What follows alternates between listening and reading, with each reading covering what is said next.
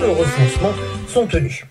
Les expulsions massives de ressortissants de RDC du Congo-Brazzaville, 130 000 personnes expulsées depuis le début du mois d'avril vers la RDC, officiellement pour lutter contre les clandestins et la délinquance. Les Nations Unies tapent du poing sur la table, elles exigent la fin immédiate de ces expulsions. Martin Kobler, le chef de la MONUSCO, la mission des Nations Unies en RDC, dénonce une grave crise humanitaire. Il demande des enquêtes sur les allégations de violation des droits de l'homme qui accompagneraient ces retours forcés. Martin Kobler, joint au téléphone par Pierre Pinto. Ils m'ont raconté qu'ils devaient accoucher dans la plage.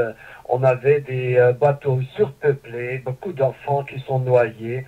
Ça m'a choqué et j'ai demandé aux autorités de la République du Congo d'arrêter immédiatement les expulsions massives.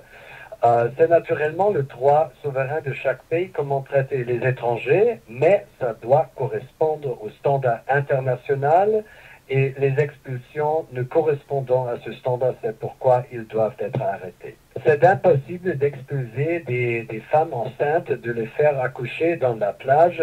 J'ai vu un homme qui avait une balle. Voilà, ce sont des rapports.